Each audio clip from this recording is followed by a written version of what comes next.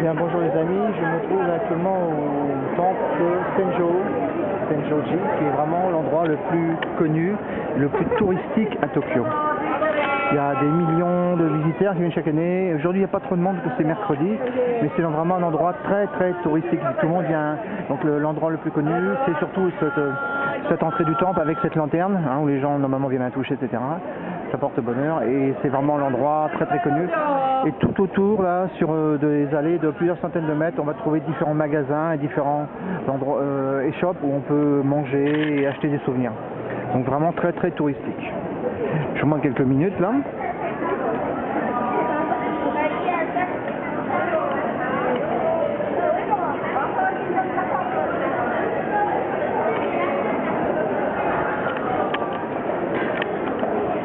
Oui, l'allée doit faire, je sais pas, au moins 4 à 500 mètres.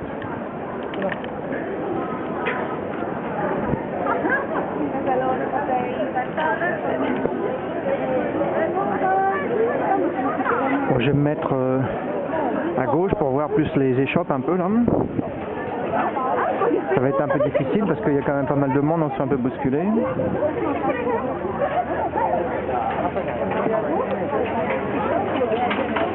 Alors, il y a des spécialités de petits gâteaux, voilà, c'est connu. Alors. Oui, on en mange beaucoup ici.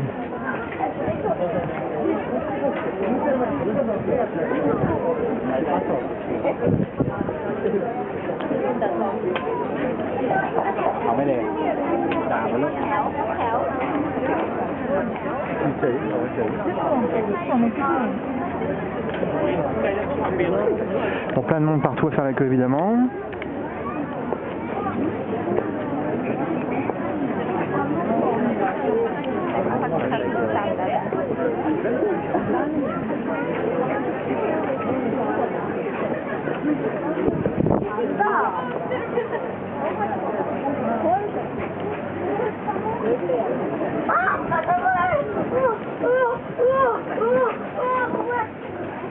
Bon, ces petites statuettes sont assez connues aussi, assez appréciées.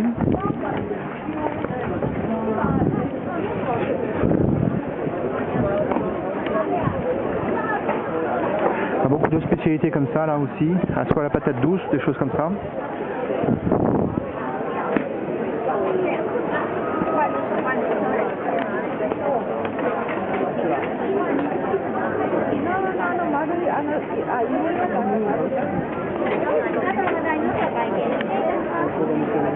Pas évident de se frayer son chemin. Moi encore ça va. Je suis venu avec mon ami Massa il y a quelques années, c'était vraiment noir de monde.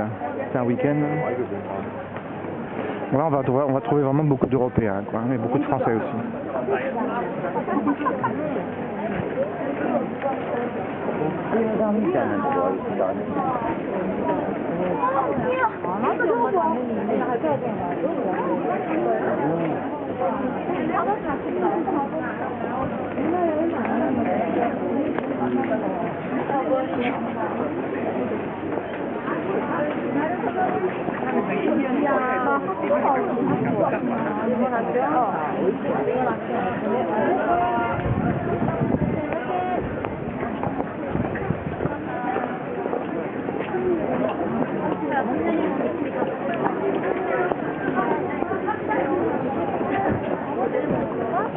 On est à mi-chemin là à peu près.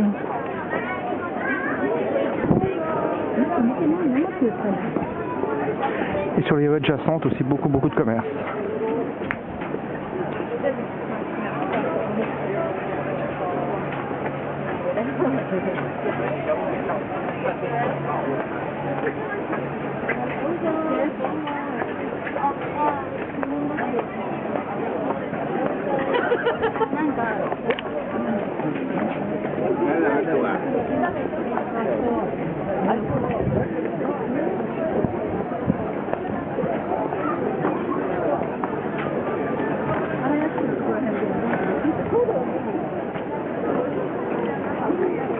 Voilà, là on est vraiment dans le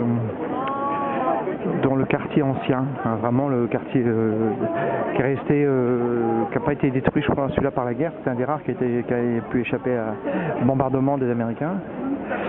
Et donc c'est vraiment un quartier qui est vraiment agréable pour ça.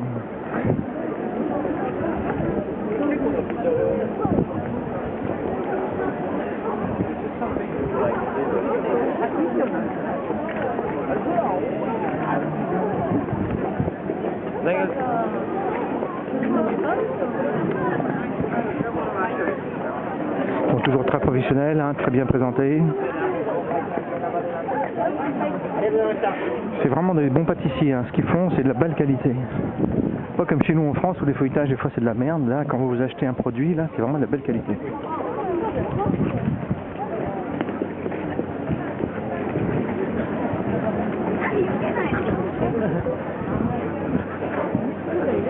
Ah oui, ça je vais m'en prendre. C'est les marrons aussi. Là, ils font. Les marrons par contre sont pas donnés ici, hein. Mais c'est les gros marrons. Et ah oui, ça fait 1000 yens, 7,50 € pour 250 grammes. Quoi.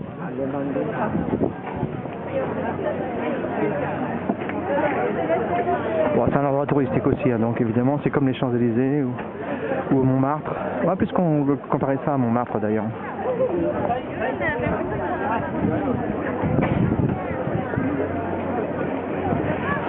Donc là j'ai changé d'hôtel ce matin. Alors le problème, j'ai fait l'erreur, c'est de prendre un hôtel pour une nuit. Donc ce qui fait que ce matin j'ai dû quitter l'hôtel.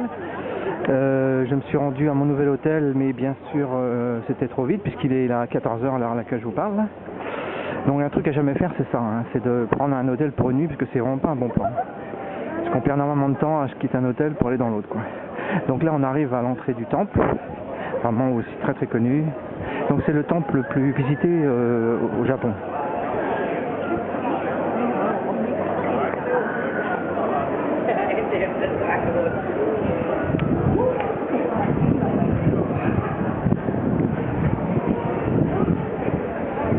Il y a un grand parc aussi, et puis il y a plein de ruelles sympas à faire aussi.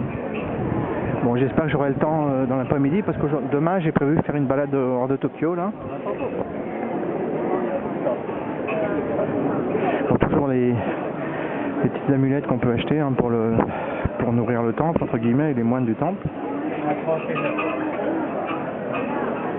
Bon, rien n'est bon marché ici en général, bien que partout ça soit assez bon marché quand même au Japon maintenant, je trouve, avec la dévaluation du yen par rapport à l'euro.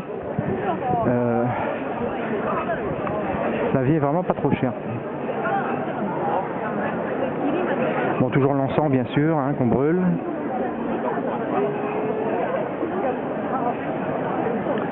Là il y a pas mal de monde encore, vous voyez.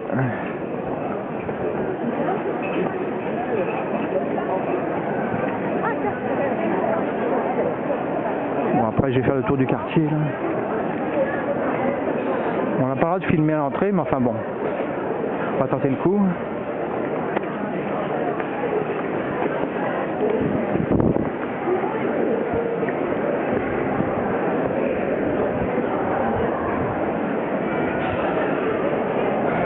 Alors ici effectivement on achète des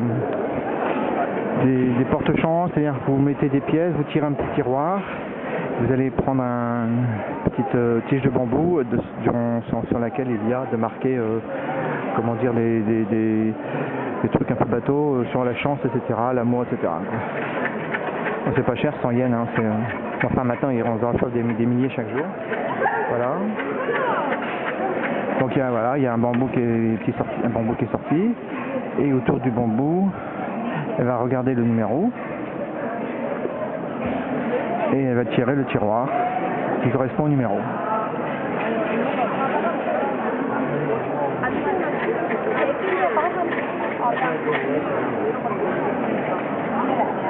Bon, elle n'a pas l'air trop sûre. Et le gagnant est... Voilà, voilà. Et puis donc ça c'est la feuille que vous gardez sur laquelle est marqué le... Je crois que c'est marqueur japonais, donc je vais malheureusement pas pouvoir le lire là.